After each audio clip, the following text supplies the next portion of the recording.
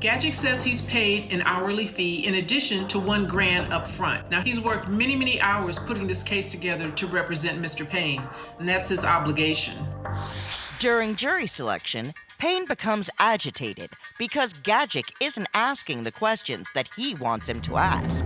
Man, my lawyer ain't gonna speak up. It's plain and simple. Sir? You asked him a question just a minute ago about him being biased. Sir, if I'm a convict, I want to testify by myself. Part of the proceedings, I'm gonna speak up. Sir, that's because it's not his turn to ask questions.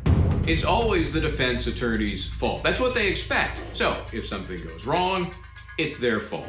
And they're either blamed, accused of being ineffective counsel, or they get punished. The appropriate time will happen at the appropriate time. If you continue to have outbursts, I'm going to have to remove you from the Now it's courtroom. appropriate time. I keep telling you, he's a problem. Deputy. You see Lamont stand up. He stands up, still cursing. He's clearly frustrated, but he starts to gather his things, and then seemingly without warning, Lamont turns to his left, facing Vladimir. This mother. God damn. Out of nowhere, you had this big punch just connect solidly to his jaw. It's weird because kind of I wasn't looking at him, obviously. No, I was trying to focus on my job. And the first thing I remember noticing was, oh, that's knuckles hitting my face and my lips. Ladies and gentlemen, I'm going to need just a second to deal with this. Let me get my. No. No, he doesn't get anything. He's out. The judge then asks Gagic if he would like to recuse himself from the case. Defense counsel, although he was in a difficult position before, I think is an untenable position. So I think I'm going to have to remove him as attorney of record unless you think you can go forward. I can go forward. Huh? I can go forward. And I'm not going to press any charges.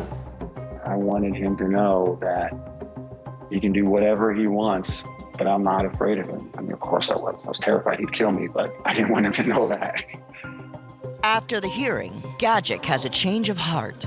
I did withdraw a couple days later. I talked to a friend of mine later, and he just said, it'd be weird if you did it. Gagic says he's then asked to pay back the $1,000 he originally got from PDS to represent Payne, and he does. But he's blindsided by what happens next. In December 2018, about a month or so after this happens, the PDS, the Public Defender Service, actually suspends Gagic's contracts. They dropped me from the contract without telling me. They don't give me any heads up, nothing whatsoever. No emails, no phone calls, nothing. They paint him as a lawyer who has poor communication skills, and they basically say that's why all of these things happen in regard to his contract. He does decide to press charges against Lamont Payne. Because here's a guy who's trying to defend a client who, for no real reason, punches him, and then the whole case spirals out of control. I'm still a lawyer here in Phoenix. I still have my bar license. I'm still in good stand. I'm still working on my cases that I have, and I'm still paying my bills, most importantly.